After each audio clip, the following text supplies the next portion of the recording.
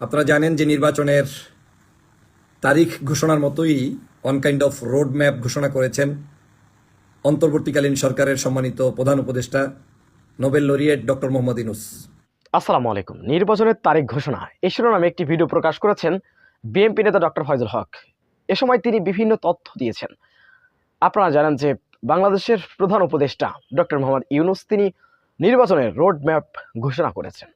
কীভাবে নির্বাচন হবে, কি সংস্কারের মাধ্যমে নির্বাচন শুরু হবে, এ বিষয় নিয়ে তিনি জাতির সামনে সুস্পষ্ট বক্তব্য দিয়েছেন। আর তার এই বক্তব্যের ভিত্তিতে অসাধারণ কিছু তথ্য দিয়েছেন বিএনপি নেতা ডক্টর ফয়জুল হক। আমরা তার মুখ থেকে বিস্তারিত জেনে আসবো। বিসমিল্লাহির রহমানির রহিম।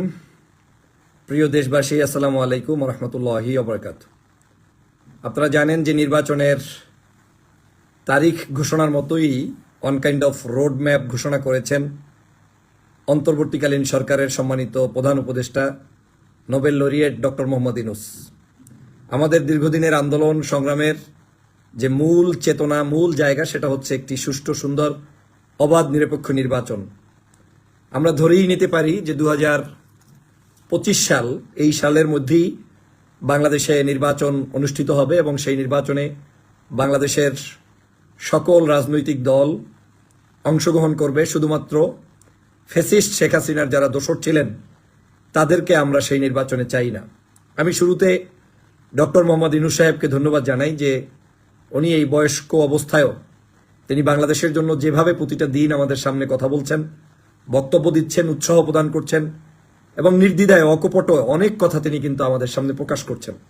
আজকে তার বক্তব্যে অনেকগুলো দিক আমরা উল্লেখযোগ্যভাবে পাই। তার মধ্যে একটা পয়েন্ট হচ্ছে নির্বাচন, দ্বিতীয় পয়েন্ট হচ্ছে বিচার ব্যবস্থা, যাদেরকে খুন করা হয়েছে, গুম করা হয়েছে এবং বিগত দিনের সকল অপরাধের বিচার, তৃতীয় হচ্ছে বাংলাদেশের ঋণ পরিশোধ কিভাবে করলেন, রেমিট্যান্স যোদ্ধাদের টাকা পয়সার প্রশংসা, সার্বিক সবকিছু মিলে এবং সাংবিধানিক যে সংস্কার সহ বাংলাদেশের যে সকল সংস্কার অত্যন্ত গুরুত্বপূর্ণ, এই সব বিষয়ই আমরা তার থেকে একটা ক্লিয়ার ধারণা পেয়েছি।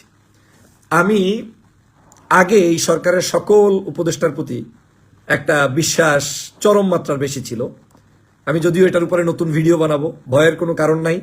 ভিডিওগুলো হবে সত্য, বস্তুনিষ্ঠ, যেটা জনগণের কল্যাণ হবে। আমি আজকে সচিবালয়ে যাওয়ার কারণে আমার শুধুমাত্র ডক্টর মোহাম্মদ ইউনূস সাহেব ছাড়া খুব একটা কারো উপরে আমি আর বিশ্বাস রাখার মতো পরিস্থিতি নাই। কারণ ডক্টর মোহাম্মদ ইউনূসকেই দেখছি বয়সের ভারেও তিনি তার হিতাহিত অবস্থানটা হারিয়ে যাচ্ছে না।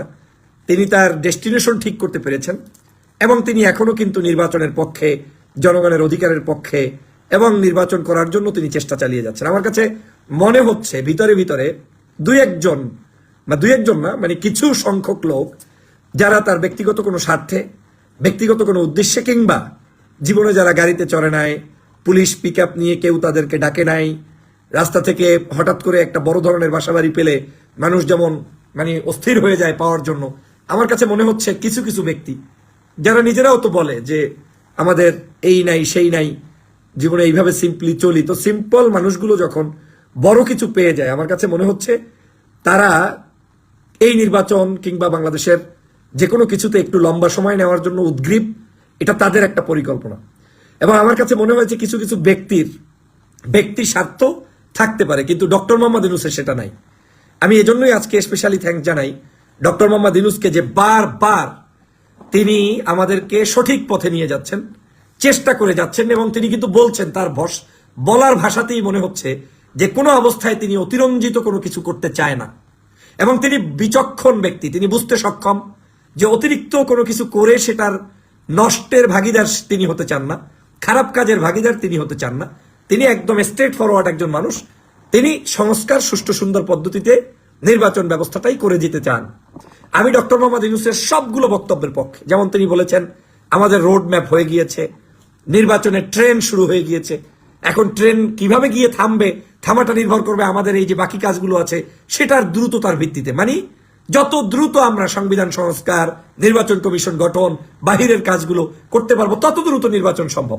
আমি তার এই বক্তব্যকে পূর্ণাঙ্গ সমর্থন জানাই, কারণ তার এই বক্তব্যের মধ্যে একটা দেশপ্রেমের গন্ধ আছে। একদিকে সংস্কারও করছে, অন্যদিকে আপনার কাছে গণতান্ত্রিক প্রক্রিয়ায় দেশে নির্বাচন দিয়ে তিনি বিদায় নিতে চাচ্ছে। কিন্তু যদি এর বাহিরে কোনো হাঙ্কি পাঙ্কি 2 নাম্বারি সিস্টেম কেউ মনে মনে ভাবে, তাদের ভিন্ন উদ্দেশ্য থাকতে পারে, কিন্তু ইউনূস সাহেবের নাই। আমি সে কারণে ব্যক্তিগতভাবে তার প্রতি চরম কৃতজ্ঞ, চরম। আমি তার সাথে যখন দেখা হয়েছে, বাংলাদেশে যদিও এখন পর্যন্ত হয়নি বা আমি এখনো চেষ্টাও করিনি, তার সাথে মালয়েশিয়াতে যখন দেখা হয়েছে তখনই বুঝতে পেরেছি এই সকল মানুষ দ্বারাই, এবং এরা যে নোবেল লরিয়েট হয়েছে এমনি এমনি হয়নি। ব্যক্তিগত অভিজ্ঞতা থেকে বলছি কতটা সফট, কতটা ভদ্র, কতটা সজ্জন। তিনি আমার পক্ষ থেকে ক্রেস্ট অ্যাকসেপ্ট করলেন, ফুল দিলাম অ্যাকসেপ্ট করলেন, বাই নেম আমাকে ডাকলেন, ফুলটা রিটার্ন দিয়ে আমার বাচ্চাকে উপহার দিলেন। 3 থেকে 4 জায়গায় ছবি তুললাম একত্রে। কোনো বিরক্তের ছাপ নাই, বরং ওই দেশের প্রোটোকল তাকে বারবার বলছে এত মেশাতে, উনি বলছে না, ওরা আমার লোক, ওদের সাথে আমার কথা বলতে হবে, দেখা করতে হবে, মিশতে হবে। তো বিদেশের বাড়িতে তিনি করেছেন, সে কারণে আমার তার প্রতি একটা আলাদা বিশ্বাস তৈরি হওয়া আছে যে এই লোক ওই আপনাদের মতো আমাদের মতো কোনো কুটচিন্তা করে, মানে আমাদের মতো বলতে আমাদের মধ্যেই তো কুটচিন্তার মানুষরা লুকাই, তো আমি কাউকে সরাসরি মিন করছি না, আমাকেও না আপনাদেরকেও না। তো সেই কুটচিন্তার মতো মানসিকতা তার মধ্যে নাই। তিনি যে কোনো মূল্যে সংস্কার করে একটা অবাধ নিরপেক্ষ নির্বাচন দিয়ে তিনি এই জাতির কাছে নির্বাচনের দায়ভার ছেড়ে দিয়ে তারপরে তিনি সসম্মানে বিদায় নিতে চান। এবং আমিও চাই যে এই দেশে, আমি আপনাদেরকে খুব, হয়তো অনেকের কাছে মনে হতে পারে যে ভাইয়া আপনি কেন নির্বাচন এবং বিশেষ বিষয় নিয়ে ইদানিং কথা বলা শুরু করতে চাচ্ছেন। আপনারা হয়তো আমার কথার টোনে বুঝবেন আপকামিং কিছু ভিডিও বক্তব্য আসবে যেগুলো বাস্তবতার নিরিখে আমার কাছে কিছু পরিবর্তন রাষ্ট্র ব্যবস্থা মনে হয়েছে। সে কারণে এগুলো কারণ হচ্ছে, আমি যদি সত্য কথা না বলি তাহলে আপনাকে কেউ বলবে না, এবং আপনাকে যদি কেউ না বলে তাহলে আপনি বুঝবেন না। আমরা ঘোরের ভিতরে আছি, আমাদের ভিতরে একটা আবেগ কাজ করতেছে, সব আবেগ ধ্বংস হয়ে গিয়েছে, কোনো আবেগ আর নাই, কারো মধ্যে কোনো আবেগ নাই। আমি সচিবালয়ে আজকে ঘুরে এসে যেটা প্রমাণ পেলাম, এদেশে এখন আর ওই শহীদি মৃত্যুগুলো যা হয়েছে, মানুষগুলো মারা গিয়েছে, বিপ্লবের সরকারের চেতনা কিচ্ছু নাই, কিচ্ছু নাই। তো শুধু শুধু আমার যে বিপ্লবই নাই, সেই বিপ্লব নিয়ে আমাকে খামাখা আপনাকে সময় নষ্ট করে কি লাভটা হবে বলেন?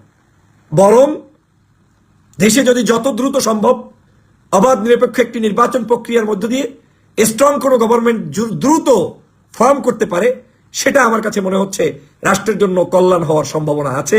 কারণ এদের কার্যক্রম দেখেছি, কোনো কার্যক্রমের মধ্যে কোনো সমন্বয় নাই, কাজের কোনো গতি নাই, ব্যবহার ঠিক নাই, কার্যক্রমের মধ্যে কোনো ধরনের মানে দেশ প্রেম নিয়ে যে অস্থিরতা সেটা নাই। আমি মানে সমালোচক ভিডিও বানাই না বিদায় আমার বলতে খুব বিরক্ত লাগে, কিন্তু আপনারা তো শুনতে চান। আমি এ নিয়ে কথা বলবো, আরো ভাববো, ধীরে ধীরে বলবো। আমি সব কিছু আমার মাথায় নিয়ে এসেছি, আমি দেশের জন্য কথা বলি যেহেতু, অতএব আমি আর কোনোভাবে এই দেশের জন্য কথা বলতে হলে আমি কাউকে অতিরিক্ত কোনোভাবে প্রিভিলেজ দেওয়ার কোনো সুযোগ নেই। কারণ হচ্ছে বাংলাদেশকে আগে বাঁচাতে হবে, এই দেশের মানুষকে বাঁচাতে হবে। এই যে আমাদের দেশে সারাদিন আমার ভাইয়েরা এত চিল্লাচিল্লি করতেছে যে উপদেষ্টা পরিষদ ঠিক করেন, আচ্ছা কারো কোনো ঘুম ভাঙছে? এই যে আপনার একজন উপদেষ্টাকে নিয়ে বিতর্কিত মন্তব্য সারা বাংলাদেশে চলছে, কারো কোনো এ নিয়ে কোনো খবর আছে? কেউ কোনো এ নিয়ে একটাবার মানে গুরুত্ব দিয়ে শুনছে না। এই হচ্ছে অবস্থা। আপনি চাচ্ছেন না, জোর করে আপনাকে চাপিয়ে দেওয়া হচ্ছে, অথচ আবার তারাই আমাদের কাছ থেকে দাবি করবে যে আমরা জনতার সরকার, আমরা এই দেশের সরকার, আমরা জনগণের সমর্থনে এসেছি। হ্যাঁ, জনগণ সমর্থন দিয়ে বসিয়েছি, কিন্তু এই মানে এই নয় যে জনগণের সমর্থনকে উপেক্ষা করে কোনো কার্যক্রম এই সরকার করতে পারে না। কিন্তু আজ তাই হচ্ছে। একজনের কাছে আজকের প্রবাসীদের ব্যাপারে এত বারবার বলছি, পাসপোর্ট পাচ্ছে না। আমার বিদেশি বন্ধুরা প্রত্যেকটা এম্বাসিতে পাসপোর্টের প্রবলেমে খুব ভুগছে। তাদের এই যে 1 বছর 6 মাসের অধিক সময় পাসপোর্ট বন্ধ, মানে আওয়ামী লীগের আমল থেকেই পাসপোর্ট পাচ্ছে না। সেই পাসপোর্টগুলো নিয়ে এখন পর্যন্ত কোনো সমাধান নাই। আপনি প্রবাসী কল্যাণ মন্ত্রী বানান, উপদেষ্টা নিয়োগ দেন। বারবার এই যে ফেসবুক বলে সাগর ভাইকে ইদানিং দেখলাম প্রতিদিন নিউজ দিচ্ছে যে ভাই প্রবাসীদের নিয়ে কিছু করেন, প্রবাসীদের নিয়ে কিছু করেন, কোনো খবর নাই। প্রবাসীরা হাউতাসের মধ্যে থাকবে। তো এভাবে তো চলতে দেয়া যাবে না। এভাবে চললে ক্ষতিগ্রস্ত হবে সমগ্র আমাদের এই মুভমেন্ট, এবং জনগণের যে চাহিদা সেটা নষ্ট হয়ে যাবে। একজনের 8-10টা আপনার কি বলে ওটাকে মন্ত্রণালয় নিয়ে বসে আছে। বাহ, আপনার এই মন্ত্রণালয়গুলো দিয়ে আপনি কাজটা কি? আপনি প্রয়োজনে এক একটা মন্ত্রণালয়ের আপনি মন্ত্রী না বানান, আপনি এক একজন রক্ষণ দায়িত্ব দেন। আর মন্ত্রী বানালে তাতে বা তোমার সমস্যা কি? তোমার টাকা দিয়ে কাউকে বেতন দিবা? বাংলাদেশে আওয়ামী লীগ যদি 50-100 জন মানে লুটেরা, মানে 350 এমপি, মহিলা এমপি, মন্ত্রী, কত কিছু ছিল, আজকে সেইগুলো নিয়ে আপনাদের খবর নাই। আপনারা এখন যেভাবেই মানে আমার কাছে মনে হচ্ছে তাতে এই ডক্টর মোহাম্মদ ইউনূসের ফর্মুলাই সঠিক।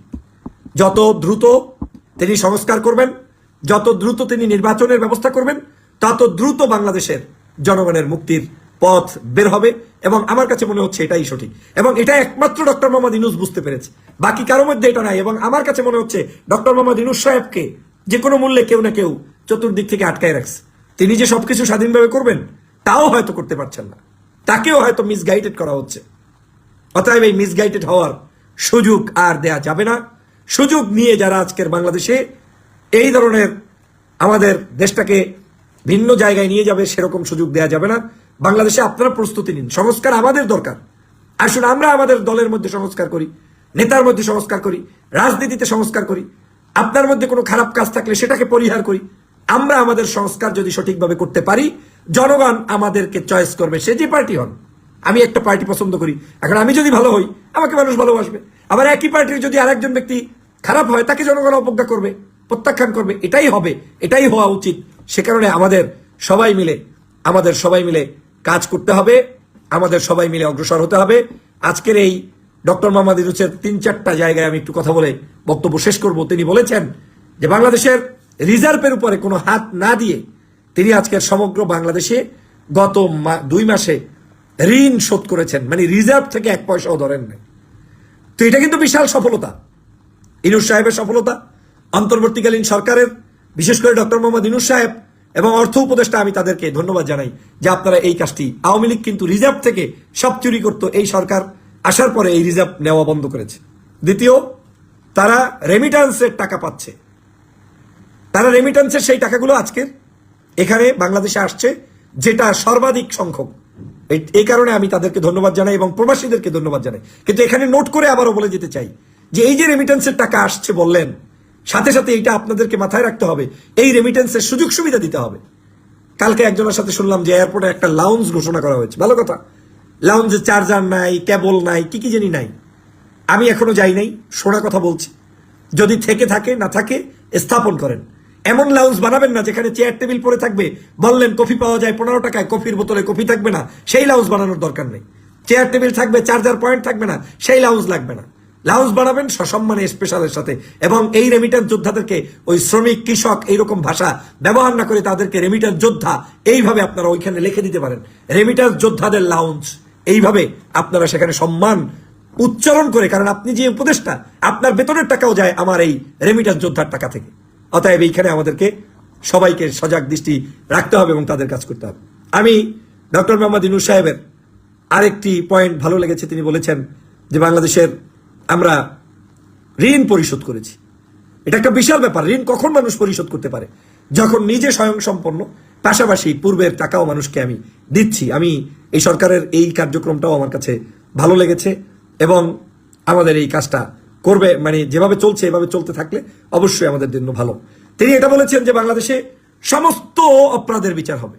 এইটা আমার কাছে আর একটা বিগ পয়েন্ট মনে হয়েছে। এজন্য বারবার আমি বলেছিলাম যে বিচারগুলো এই সরকারকেই করে যেতে হবে। এখন আমি জানি না এই বিচার প্রক্রিয়াটা কত বছরের লাগবে। যদি সেই প্রক্রিয়াটা অনেক লম্বা সময় হয়, তাহলে বিচার প্রক্রিয়া তারা শুরু করুক, এমন একটা মানদণ্ডে শুরু করুক যেখান থেকে কোনো সরকার আসলে পিছপা হওয়ার কোনো রাস্তা থাকবে না। তবে আমার বিশ্বাস দ্রুততম সময়ের মধ্যেই এই বিচারটাকে, স্পেশাল ট্রাইব্যুনাল যেহেতু আছে, এটাকে দ্রুততম সময়ের মধ্যে বিচার প্রক্রিয়া শেষও করতে হবে এই সরকারকে। সেইটা আমি আহ্বান জানাই এবং তাদের এই উদ্যোগকে আমি স্বাগত জানাই। সংস্কার, নির্বাচন কমিশন গঠন, বিভিন্ন ধরনের কার্যক্রম তিনি ঘোষণা করেছেন যে দ্রুত এই কাজ শুরু হবে। আমরাও সেটাই চাই। বাংলাদেশে একটা ফর্মুলা শুরু করে দিন, জনগণ সেটা নিয়ে ব্যস্ত থাকুক, জনগণকে নিয়ে জনগণের অধিকার প্রতিষ্ঠার জন্য আমরা আমাদের কর্মপদ্ধতি অবলম্বন করব, সেই প্রচেষ্টা আমাদের চলুক। আমি বিশেষ করে এ কারণেও ধন্যবাদ জানাই। আমি আপনাদেরকে একটা বিষয় একটু খুব ইঙ্গিতে বলতে চাই। সরকারের ভিতরে একটা গ্রুপ আমার কাছে মনে হয়েছে, যদিও আমার কথা আপনার বিশ্বাস পুরোপুরি করার দরকারও নাই, না থাকলেও আমার আপত্তি নেই, আমার আইডিয়া থেকে বলছি। বিষয়টা হয়েছে এমন যে সরকারের মধ্যে কেউ কেউ আপনাকে একটু প্রিভিলেজ দেবে, আপনাকে একটু সুযোগ দিয়ে শুধু আপনার মুখটা বন্ধ রাখার জন্য এই কৌশলটা নেবে। আবারও বলছি, ডক্টর মোহাম্মদ ইউনূসের মধ্যে কুটিলতা নেই, শয়তানি নেই, 2 নম্বরই নেই। তিনি এগুলো চানও না, সহজ সরল মানুষ বসিয়ে দিয়েছে, কাজ চালাচ্ছে। কিন্তু কেউ কেউ এরকম হতে পারে যে আপনাকে একটু সুযোগ দিয়ে আপনার মুখটা বন্ধ করলো, কিংবা আপনাকে একটু সুযোগ দিয়ে আপনার শক্তিটাকে সে ব্যবহার করলো, কিন্তু আলটিমেটলি তার উদ্দেশ্য হচ্ছে ওই শক্তিটাকে এস্টাবলিশ করা না, সাময়িক সময়ের জন্য আপনাকে একটু ব্যবহার করা। আপনারা বুদ্ধিমান যারা বুঝে নেবেন। বাংলাদেশের বড় বড় রাজনৈতিক দলগুলোকে উদ্দেশ্য করে বলছি, এমনও হতে পারে কাউকে না কাউকে আপনাদেরকে এই সরকারের ভিতর থেকে কেউ না কেউ যে কোনো মূল্যে আজকের এইখানে তারা তাদেরকে ব্যবহার করার জন্য সরকার চেষ্টা করে যাচ্ছে। শুধু মুখটা আপনার বন্ধ রাখবে, বন্ধ রাখার পরে কয়েকদিন পরে তার স্বার্থ উদ্ধার হয়ে গেলে তারা তাদের উদ্দেশ্য বাস্তবায়নের জন্য চেষ্টা করবে, এবং তাদের উদ্দেশ্যটা একটা অসৎ উদ্দেশ্য ভিতরে গোরফাক খেতে পারে, যেটা মানুষ বলে, অনেকেই বলছেন যে বিভিন্ন এজেন্সির প্রভাব থাকতে পারে, বিভিন্ন গোয়েন্দা সংস্থার প্রভাব থাকতে পারে, বিদেশি কোনো গোয়েন্দা সংস্থার প্রভাব থাকতে পারে। আমার কাছে কিছুটা জাজ হচ্ছে, মনে হচ্ছে যে এরকম থাকলেও থাকতে পারে। আলটিমেটলি যেই জুলাই বিপ্লবের চেতনা নিয়ে আমরা দেশ গঠন করতে চেয়েছি তার কিছুই হবে না। হ্যাঁ, কিছু সংস্কার হবে। আগের 1-11 যে সরকার ছিল সে সময় এক ধরনের কাজ হয়েছে, এখন এই সরকার ভিন্ন কিছু কাজ হবে। আগের 1-11 আসার পরে বিএনপির উপরে চরম মাত্রায় উত্তম মাধ্যম চলেছে, এই সরকার আসার পরে আওয়ামী লীগের উপরে চরম মাত্রায় হবে না, তবে তারা তাদের মতো করে একটা কিছু করে সবাইকে নিয়ে একটা ব্যালেন্স করে চলে যেতে চাচ্ছে। এটারও অন্যতম কারণ হচ্ছে তারা 20-50 বছর পরে তাদের মেরুদণ্ড কিভাবে থাকবে সেটার জন্য সেফটি সিকিউরিটি এনশিওর করছে, আমার কাছে মনে হচ্ছে। অতএব আমাদের কাজ এই যে কোনো ধরনের কোনো কারো ফাঁদে, চক্রান্তে, কিংবা কারো লোভ, কারো লালসায় কেউ যাতে কোনো অবস্থায় ইনভলভ না হই, আমরা যাতে আমাদের যার যে আদর্শটা আছে সেই আদর্শটাকে নিয়ে সামনে আগান। পাশাপাশি আপনি আপনার নৈতিক জায়গা থেকে দেশের পক্ষে কথা বলুন। অন্যায় হলে অন্যায়, ন্যায় হলে ন্যায়, ভালো হলে ভালো, মন্দ হলে মন্দ, সত্য হলে সত্য, মিথ্যা হলে মিথ্যা। কাউকে বিপদে ফেলানোর জন্য ভিডিও কিংবা লাইভ নয়, আবার কাউকে অতিরিক্ত খুশির জন্য ভিডিও কিংবা লাইভ নয়। কারণ একটা জিনিস নিশ্চিত থাকে, আওয়ামী লীগ আসবে না, কোনো রাস্তা নাই। আমি সারা বাংলাদেশ ঘুরছি, এরা আর এই দেশে পতিত আওয়ামী লীগ উঠতে পারবে না, আসতে পারবে না ইনশাল্লাহ। কিন্তু আওয়ামী লীগ না আসলেও একটা গ্রুপকে এস্টাবলিশ করা হবে যারা তলে তলে ওই আওয়ামী আদর্শেরই ভিন্নভাবে ভিন্ন কৌশলে ঢোকার চেষ্টা করবে। আর সেটা ঢুকতে হলেই এই বিভিন্ন ছদ্মবেশী নামে, বিভিন্ন কৌশলে, বিভিন্ন এজেন্সির মাধ্যমে ব্যক্তি বক্তব্য দিবে আপনার মতো, দেখতে আপনার মতো, আমার মতো, কিন্তু তার ভিতরটা ভিন্ন। এ ব্যাপারে আমাদেরকে সতর্ক থাকতেই হবে, থাকতেই হবে। আমার দেশের মানুষ অতিরিক্ত সহজ সরল, আর অতিরিক্ত সহজ সরলের কারণে আমরাই বাস খাই বারবার। আমার কাছে মনে হচ্ছে বাংলাদেশকে নিয়ে এক গভীর ষড়যন্ত্র চলমান আছে। এই ষড়যন্ত্র মোকাবেলা করতে সহজ লব্ধ পদ্ধতি হচ্ছে একটাই, আমাদের যত দ্রুত সম্ভব সংস্কার কার্যক্রম শুরু করা, এবং এই সংস্কার কার্যক্রম, বিচার প্রক্রিয়া এগুলোর করার সাথে সাথে নির্বাচন প্রক্রিয়ার দিকে দ্রুততম সময়ের মধ্যে চলে যাওয়া, এবং সে নির্বাচনটা স্বচ্ছ হতে হবে। যে ইচ্ছা সে ক্ষমতায় আসবে। এই নির্বাচন নিয়ে আমার কোনো মন্তব্য নাই যে আমাকে, হ্যাঁ আমি প্রার্থী হলে আমি আপনাকে ভোট চাবো, যে আমি এই পার্টি থেকে দাঁড়িয়েছি, আমি তো একটা পার্টি করি, আপনারা জানেন বিএনপি করি, আমার এই পার্টির আমি ভোট চাইলে আমার আসনে আমাকে ভালো লাগলে দিবেন, না লাগলে আমার অপোজিশনে যে দাঁড়াবে তাকে দিবেন। আবার আমি যদি আদৌ কোনো জায়গায় কন্টেস্ট করতে না পারি তা আপনার যাকে ইচ্ছে তাকে দিবেন। কিন্তু আমার স্পষ্ট মত হচ্ছে রাষ্ট্রচিন্তা আমাদের প্রত্যেকের মাথায় নিয়ে আসা উচিত, স্বার্থের ঊর্ধ্বে উঠে। অতএব আগামীর বাংলাদেশ ষড়যন্ত্রের কবলে যাতে না পড়ে সে ব্যাপারে সতর্ক থাকবেন। ইনশাআল্লাহ সবাই মিলে ঐক্যবদ্ধভাবে আমরা আমাদের এই দেশকে এগিয়ে নিয়ে যাবো। আবারও ডক্টর মোহাম্মদ ইউনূস সাহেবকে ধন্যবাদ জানাই। আর এখন ধন্যবাদ আমার মনে হয় উনি অতিরিক্ত পাওয়ার যোগ্যতা রাখেন, কারণ আমার দৃষ্টিভঙ্গির কিছু পরিবর্তন হয়েছে। আমার কিছু মানুষদেরকে মোয়ামালাত, মহাসারাত যাকে বলে, মানুষ আসলে শুনলে এক জিনিস, দেখলে আর এক জিনিস, বললে আর এক জিনিস, কাজ করলে আর এক জিনিস, প্রতিদিন অভিজ্ঞতা বাড়ে। তা আমার কাছে মনে হয়েছে আমি ডক্টর মোহাম্মদ ইউনূসের সাথে বসতে পেরেছি, দেখতে পেরেছি, জানতে পেরেছি, বা আমার অভিজ্ঞতায় বলে তিনি একজন সজ্জন ব্যক্তি, তার কোনো স্বার্থ নাই। কিন্তু এমনও কিছু ব্যক্তি আছে যাদের আপনার জামার কালার যদি একটু ভালো হয় তার গায়ে খারাপ লাগবে, এটা বাংলাদেশে কিন্তু আছে। কিন্তু বাংলাদেশে আসার কারণে আমার কিছু কথা চেঞ্জ হচ্ছে, কারণ আমি এতদিন বাইরে ছিলাম, বুঝতাম না যে এই দেশে এত কুটিলতা আছে। আপনি একটা ভালো প্যান্ট শার্ট পরলেও কুটিলতা, টাই গায়ে দিলে চলে গেলেও বিরক্ত বোধ করে অনেকে, যে আমার তো আমি এত বড় মানুষ, আমার গায়ে একটা শার্ট, উনি এত সুন্দর সেজে গুজে আসে কেন? অতিরিক্ত স্মার্ট হলেও সমস্যা, এদেশে সবকিছুতে সমস্যা, হিংসা, বিদ্বেষ, অহংকার, মানুষকে কোলে নিতে জানে না, বুকে টানতে পারে না, অস্থির, দেখলে বিরক্তের ভাব। এই হচ্ছে আমাদের রাজনৈতিক প্যাটার্ন। আমি তো হাসি, আমাদের মন্ত্রী, আমাদের এমপি, আমাদের সচিব, তাদের কাজ হচ্ছে জনগণের জন্য কাজ করা। একজন জনগণ আসলে তাকে বুকে টেনে নেয়া। কথা বলবেন, কথা বলতে টাকা লাগে নাকি? জিজ্ঞেস করবেন কোত্থেকে এসেছেন, কি খেয়েছেন, কি চাকরি করেন, রাষ্ট্র নিয়ে আপনার চিন্তা কি। এই যতগুলো কোশ্চেন করলাম এতে কয় সেকেন্ড সময় লাগে? একজন মানুষ আপনার কাছে আসলে তাকে জাতির শ্রেষ্ঠ সন্তান হিসেবে মূল্যায়ন করার মানসিকতাই আমাদের নেই। এই কারণেই আজকের এই দেশটা ধ্বংসের দ্বার প্রান্তে চলে যাচ্ছে। এবং আমরা কেউ বড় কাউকে উপস্থাপনও করি না। কেন করি না? আমার ছোট জায়গাটা নষ্ট হওয়ার ভয়ে। এই কারণেই আমাদের এই যে আজকে দেখছেন, আমি এইগুলো নিয়ে সমালোচনা করি না, তারপরেও বাংলাদেশ ময় এত গালিগালাজ করতেছেন আপনারা এদের বিভিন্ন অ্যাক্টিভিটিস নিয়ে, উপদেষ্টা পরিষদ নিয়ে, তারপরেও ঘুম নাই, আরামসে ঘুমাচ্ছে, অস্থিরতা নাই। কারণ তারা এগুলোই চায়, তারা ভালো লোক চায় না। একটা ভালো লোক এখানে দায়িত্বে আসুক, সেটা চাইলে ওই ভালো লোকের কৃতিত্ব, সেই কৃতিত্ব নষ্ট করে দিতে চায়। আমার কাছে মনে হয়েছে সহনশীলতার মধ্য দিয়ে রাষ্ট্র পরিচালনার মানসিকতা না থাকলে সেই দেশে কোনোদিন গুণীজনও জন্মাবে না, মানুষ সার্ভিসও পাবে না। বাংলাদেশের মানুষ সবচেয়ে বড় অধিকার তাকে আপনার পক্ষ থেকে, আমার পক্ষ থেকে সেবা নিশ্চিত করা। একজন মানুষের সাথে আপনার রাস্তায় দেখা হলে সে চায় কি, ভাই ফয়জুল ভাই আসসালামু আলাইকুম, আমাকে বলতে হবে ওয়ালাইকুম আসসালাম, একটা হাসি দেন। এরকম একটু গালের কোনায় হাসি আনলে কি পাপ হয় নাকি? কষ্ট হয় নাকি? একটু হাসি দিয়ে গলাগুলি ধরেন, কোলাকুলি করেন, গালে একটু হাত দেন, বুকে একটু হাত পোছা দেন, লোকটার হৃদয়টা ভরে যাবে যে না, যেই লোকটার সাথে জীবনে দেখা হয় নাই আমাকে এত ভালোবাসছে। আজ আমার দেশের অফিসগুলোতে গেলে মনে হয় যেন এক একজন প্রিন্স বসে আছে, এক একজন আপনার কি বলে ওটাকে, ওই কিং বসে আছে, বিদেশের ওই রাজা বাচ্চা বসে আছে, আর আপনারা পর্যারা গিয়ে গিয়ে সেখানেই করেন।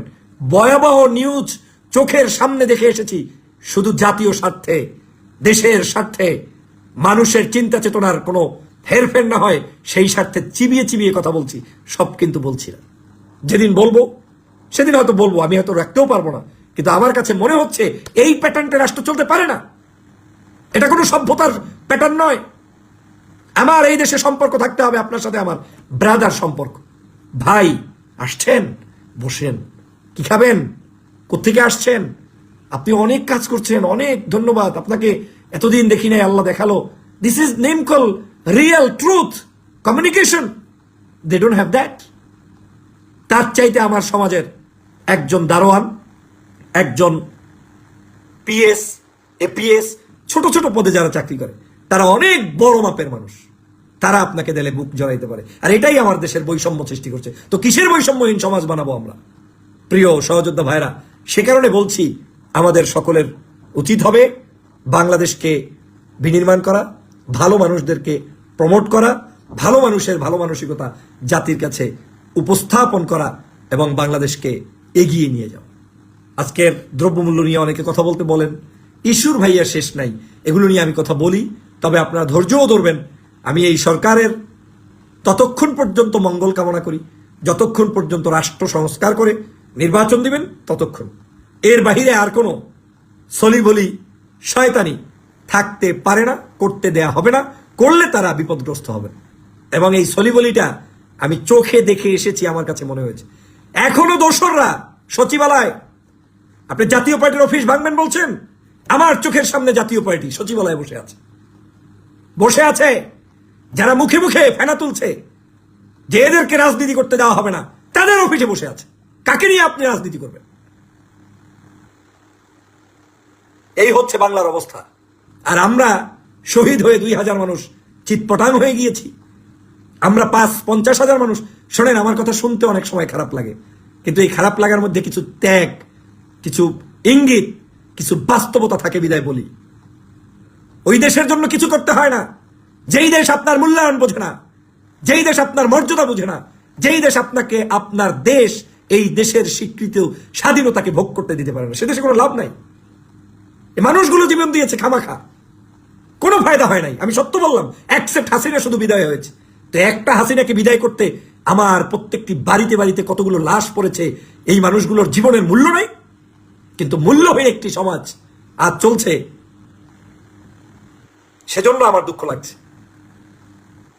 ওই হাসিনা চলে গিয়েছে, সব যার যার জায়গায় বসে আছে, আরামসে বসে আছে, কোনো পরিবর্তন নাই। সব মনে, আমি এটাকে কোনো ব্রিটিশ, ওই যে অনেকে বলে না ব্রিটিশ আইন দিয়ে বাংলাদেশ চলছে, আরে ভাই ব্রিটিশ আইনে বাংলাদেশ চললে তো ভালোই চলতো। এগুলো কোনো আইন না, আবর্জনা। ব্রিটিশরা কি আমাদের মতো এত বর্বর নাকি? তারা আগে ছিল কেমন ছিল, এখন কি করে, তাদের ব্যবহার দেখেন, সাদা মানুষদের ব্যবহার দেখেন। আমরা কি করছি?